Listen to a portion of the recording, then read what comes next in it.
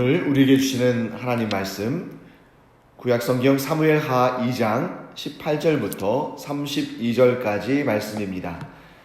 저와 함께 천천히 읽어보겠습니다.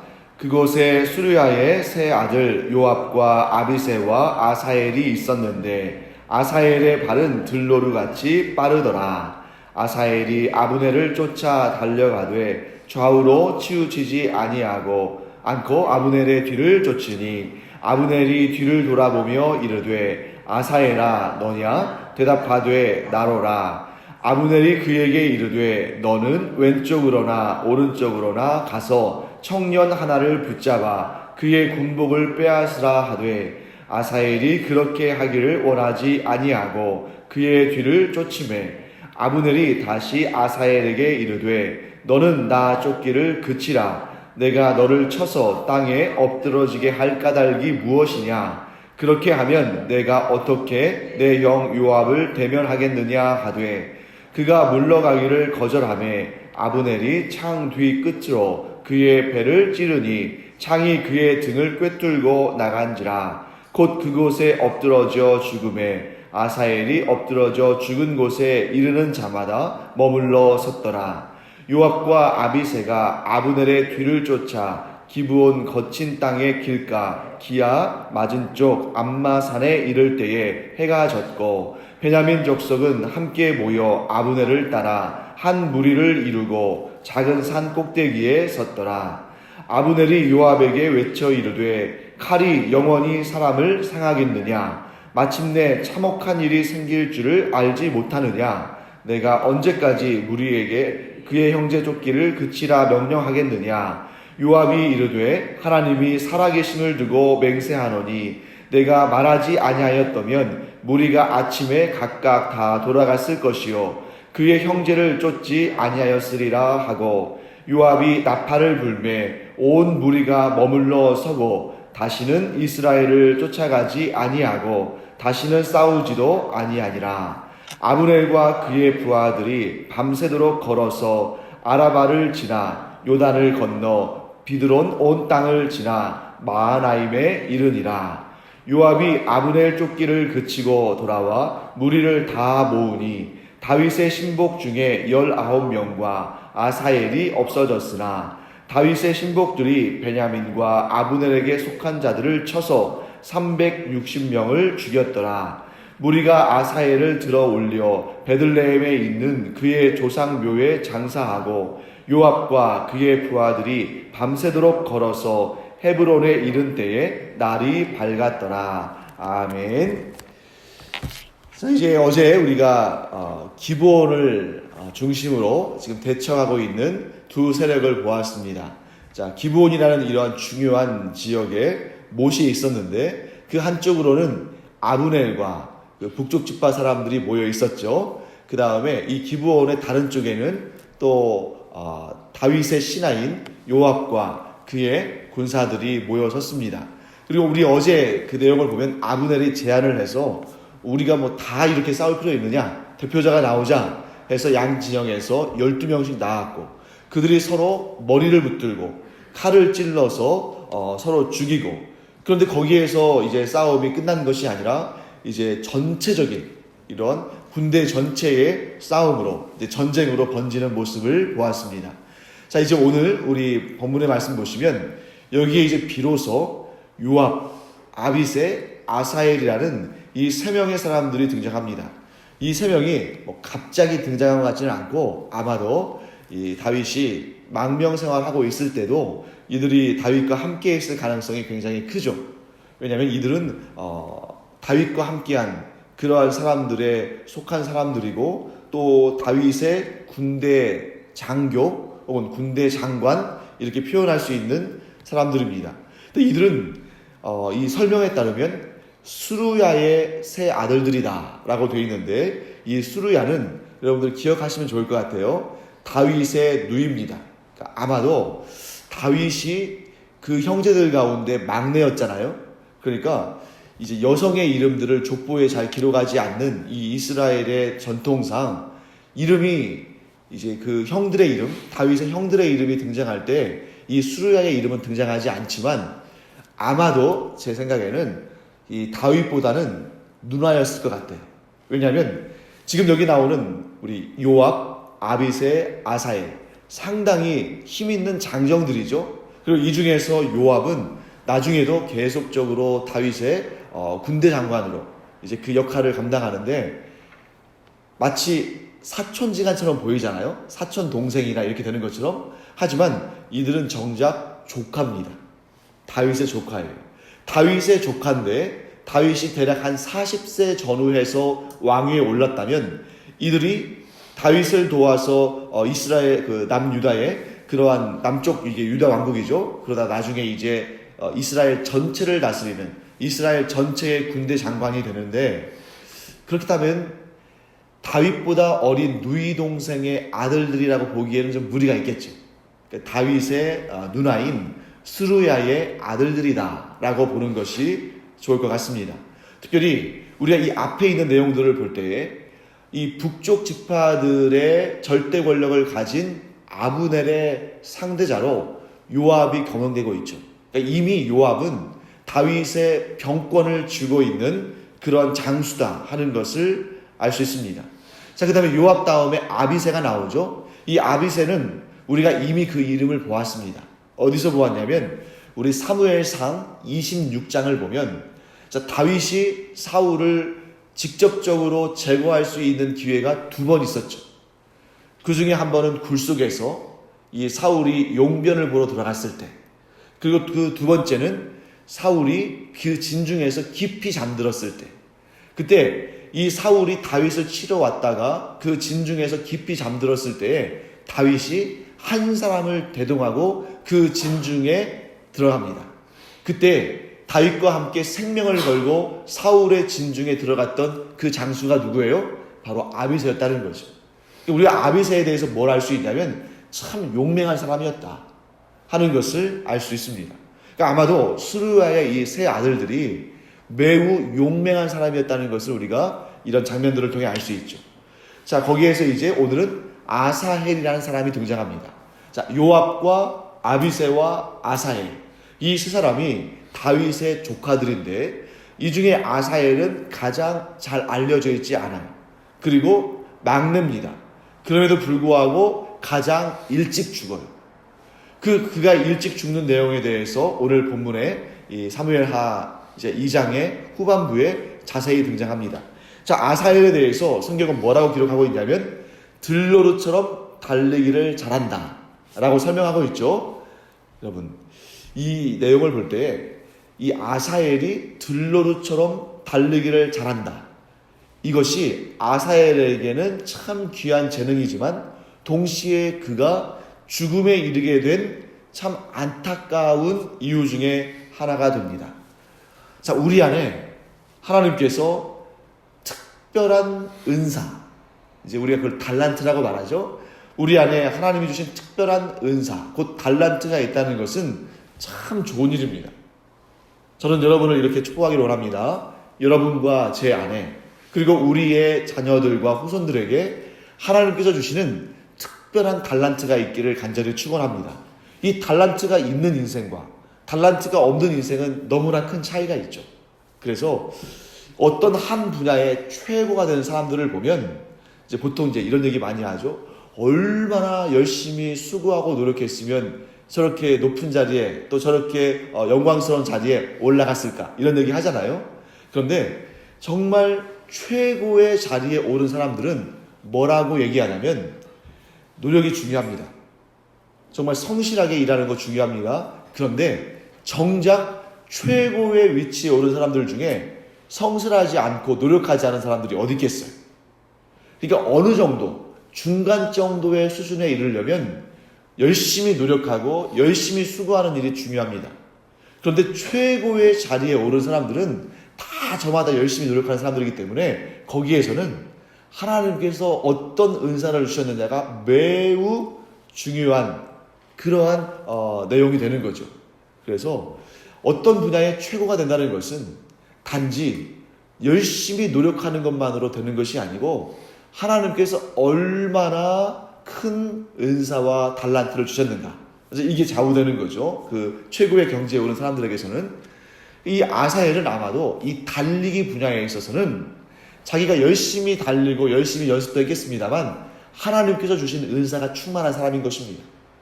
그냥 열심히 노력한다고 되는 정도가 아니라 하나님이 주신 그 은사가 있기 때문에, 달란트가 있기 때문에 그런 충만한 그런 어떤 지경에 또 좋은 그러한 결과를 보이는 것이죠. 여러분과 제가 하나님께서 주시는 이 달란트를 소중히 여기고 이 달란트를 잘 사용하기를 축복합니다. 근데 달란트를 가장 복되게 사용하는 방법은 그 달란트를 하나님께서 주신 것이기 때문에 하나님의 영광을 높이는 일에 사용해야 된다는 거죠. 하나님의 영광을, 하나님의 이름을 높이는 일에 달란트를 사용하지 않으면 그 달란트가 독이 될 수 있다는 거죠. 그런데 여러분, 여기에서 아사엘이 자기의 달란트가 있다는 것을 알았을까요? 몰랐을까요? 알았죠. 왜냐하면 자기가 달려보니까 다른 사람들보다 훨씬 빠르게 달리고 맨 앞에 치고 나갈 수 있다는 것을 알았습니다. 이 전쟁 현장에서, 전쟁터에서도 자기가 가지고 있는 강점을 살려야지 자기가 가지고 있는 약점으로 인해서 뒤로 머무른다면 전쟁터에서 유익함이 없겠죠. 아사엘이 왜 그 많은 군사들 가운데 아브넬을 뒤쫓았을까요? 여러분, 왜 아브넬을 뒤쫓았을까? 자, 두 가지 중에 하나로 우리가 생각할 수 있습니다. 하나는 아브넬이 하나님의 대적이라고 생각해서 그를 뒤쫓을 수도 있었겠죠. 또 하나는 무엇이겠습니까? 아브넬을 잡음으로 말미암아 자기의 이름을 높이고 자기의 명성을 높이고자 하는 그런 뜻이 있었겠죠. 그런데 첫 번째 이유는 별로 이렇게 우리가 생각할 필요가 없을 것 같습니다. 왜냐하면 아브넬이 비록 자기의 야심을 가지고 야망을 가지고 이스보셋이라는 이런 허수아비를 세워놓고 이 병권과 정권을 다 좌우하는 그런 사람이었지만 그래도 그도 하나님을 믿는 사람이었습니다. 그러니까 이방 종족들처럼 이렇게 하나님을 경외하지 않고 하나님을 섬기지 않고 이런 것이 아니라 비록 자신의 야심이 야욕이 큰 사람이었지만 그도 하나님의 언약 백성이고 그도 할례받은 하나님의 자녀라는 거죠. 그런데 그를 끝까지 뒤쫓아서 어떻게 해서든지 간에 그를 잡으려고 하는 것은 하나님의 영광을 위해서라기보다는 이 아사엘 역시 자신의 야망을 가지고 있었던 사람이고, 만일 여러분 이 아사엘이, 지금 우리가 요압이나 아비새에 비해서 아사엘은 많이 알려져 있지 않잖아요. 그가 또 이 가족들 가운데서도 막내기도 하고, 그런데 여기에서 아브넬을 내 손으로 잡았다 하고 그 전과를 올리면 그 전세가 역전이 될 수도 있겠죠. 늘 요압이나 아비새에게 눌려왔었을 아사엘. 그러니까 요압은 이미 이 다윗의 병권을 가지고 있었기 때문에 이미 정말 높은 그러한 위에 있는 사람이고, 아비새 역시 다윗과 함께 목숨을 걸고 사울의 진영에 들어갔을 정도로 그가 그 용감함과 용맹을 인정받은 사람입니다. 그런데 아사엘은 들로루처럼 발이 빠르다는 것 외에 별다른 전과를 거둔 적이 없어요. 당연히 그 마음속에 이번이야말로 기회다.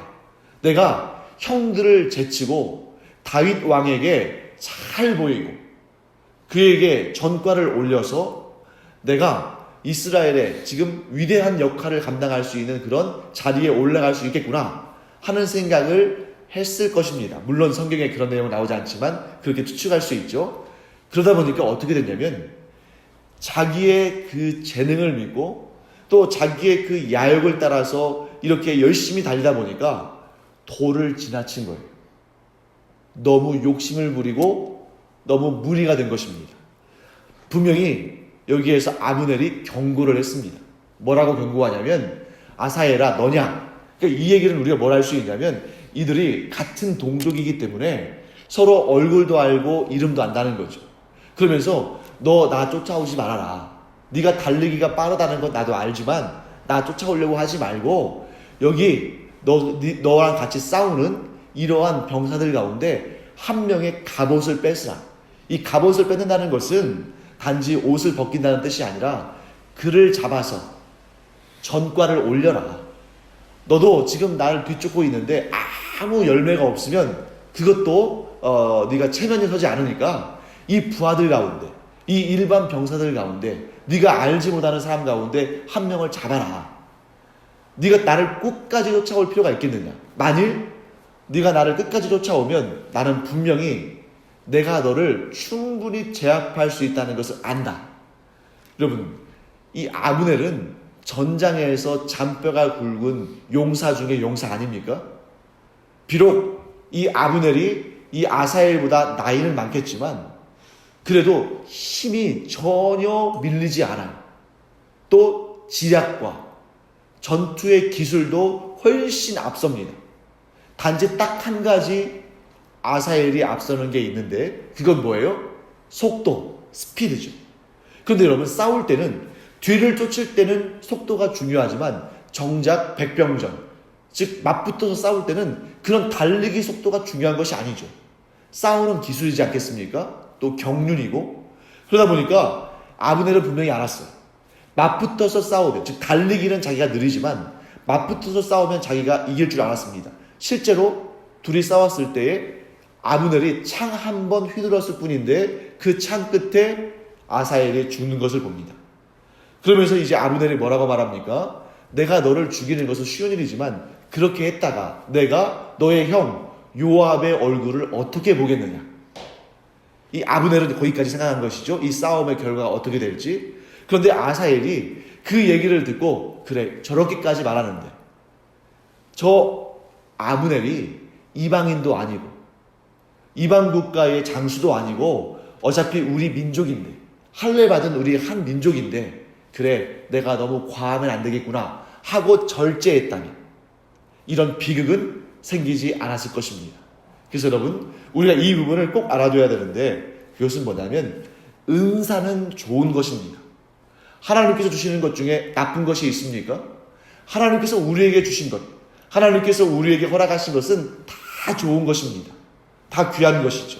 그런데 언제 문제가 되냐면 은사는 절제할 수 없을 때 문제가 됩니다. 하나님께서 주신 은사를 우리가 잘 받아서 열심히 그것을 적용하고 살면서 하나님께 영광 올려드리고 교회에 덕이 되고 많은 사람들을 복되게 하는 그런 일에 사용하는 것이 너무나 좋은 일이죠. 하지만 그것이 도를 넘어서 절제할 수 없을 때에는 문제가 되는 겁니다. 그래서 신약 성경을 보면, 우리가 고린도전서를 보면 고린도 교회의 사도 바울이 편지를 쓰면서 뭐라고 권면하냐면, 방언과 같은 은사를 하는 것 굉장히 중요하다. 그럼 오늘날에는 사실 방언의 은사가 그렇게 귀하게 쓰임받지 않습니다만, 그 2000년 전에 아직 성경이 문자로 기록되기 전에, 즉 기록된 계시인 성경이 자리 잡기 전에는 이렇게 방언을 통해서, 예언을 통해서 하나님의 말씀이 전달됐죠. 이 방언은 굉장히 중요한 하나님의 은혜를 얻는 수단이었습니다만, 그런데 교회 안에서 막 무질서하게 일어나는 거예요. 여기에서 누가 지금 방언을 통해서 하나님의 말씀을 대언하고 있는데, 그가 말을 채 끝내기도 전에 막 저기에서 나도 방언 받았다 이러면서 막 그 방언을 시작하고, 저쪽에서도 그러고 이쪽에서도 그러고 막 그렇게 무질서하게 방언이 일어나니까 그것이 곧 교회의 덕이 되지 않았죠. 그때 사도 바울이 권면합니다. 하나님이 주신 그 귀한 은사는 절제의 미가 있을 때에 복되고 아름다운 것이다. 사랑하는 성도 여러분, 아사엘이 이스라엘 가운데 그 누구보다도 빨리 달리는 그러한 은사를 하나님께 받았지만, 그것을 절제하지 못했을 때, 자신의 욕심 때문에, 전과를 올리고자 하는 그런 야욕 때문에 그것을 과하게 사용했을 때 오히려 그것이 독이 되었습니다. 여기 보시면 여러분 아시겠습니다만, 이제 이 아브넬이 아사엘을 죽이게 되잖아요. 우리가 다음에 볼 본문에서는 이것이 문제가 돼가지고 요압의 그런 어떤 군사들과 아브넬의 군사들 사이에 또 충돌이 일어나고, 결국에는 요압이 아브넬을 굉장히 좀 좋지 않은 방법으로 죽이는 그런 안타까운 일이 벌어지는 것을 보게 됩니다. 사랑하는 성도 여러분, 우리가 하나님께 받은 은사를 귀하게 사용해서 많은 달란트를 남기는 여러분과 제가 되기를 간절히 축원합니다. 그런데 또한 동시에 그 은사는 하나님의 영광을 위해서 사용해야지 우리의 야욕을, 우리의 야망을, 우리의 개인적인 이름을 내기 위해서 이것을 과도하게 사용하는 것은 하나님께 기쁨을 드리는 일이 아니다. 그리고 우리가 이 은사를 덕을 위해서 절제하지 못한다면 그것은 오히려 독이 될 수 있다. 꼭 기억하기 바랍니다. 이 은사가 공동체의 덕이 될 수 있는 정도로 사용해야지 그 덕이 되는 그러한 길로 나가지 아니하고 자기 자신을 높이는 일에 사용되기 시작하고 다른 이들을 또 괴롭히는 일에 사용되기 시작하면 이 은사는 덕이 아니라 독이 된다 하는 것을 꼭 기억하고 우리가 항상 하나님께서 주신 이 귀한 것을 참 우리가 귀한 그릇에 담아서 때로는 절제해야 할 때는 절제하고 또 때로는 그것을 정말 열심히 사용할 때는 열심히 사용하면서 궁극적인 목적은 무엇입니까? 하나님의 영광을 위해서 그 은사를 사용하는 여러분과 제가 되기를 간절히 축원합니다. 기도하겠습니다. 하나님, 주님의 은혜를 감사드립니다. 저희가 하나님께로부터 귀한 은사를 받은 하나님의 사람들임을 이 시간 고백합니다. 하나님, 저희가 하나님께로부터 은혜로 받은 이 은사들을 덕이 되게 사용하게 하여 주시옵소서. 저희들의 욕심이 지나치면 이 은사가 덕이 아니라 독이 되는 것을 봅니다. 하나님, 오늘 아사엘을 통해서 저희들이 배웠사오니 하나님 늘 하나님의 영광을 위해서 공동체의 덕을 쌓기 위해서 또 저희들 안에 이 은사가 때로는 절제가 필요할 때는 절제할 수 있도록 저희들의 마음을 다스려 주시옵소서. 감사드리며 예수님의 이름으로 축복하며 기도합니다. 아멘. 이제는 우리 주 예수 그리스도의 은혜와 하나님 아버지의 크고도 넓으신 사랑과 성령의 감동, 감화, 위로, 교통하심이 이 시간 하나님께서 주신 귀한 달란트를 덕이 되게 사용하며 독이 되지 않도록 절제하기를 원하는 주님의 사랑하시는 일꾼들 위에 이제로부터 영원토록 함께 있을지어다. 아멘. 이 시간 우리 기도할 때에 하나님 저에게 귀한 은사를 주심을 감사드립니다. 그 은사를 덕이 되도록 사용하고 독이 되지 않도록 절제할 수 있게 하여 주시옵소서. 기도하며 또 하나님께 여러 가지 은사를 구하고 또 그 은사도 받고 또 그 은사 위에 존귀하게 쓰임받기를 축원합니다. 기도하겠습니다. 하나님 아버지, 주님의 은혜를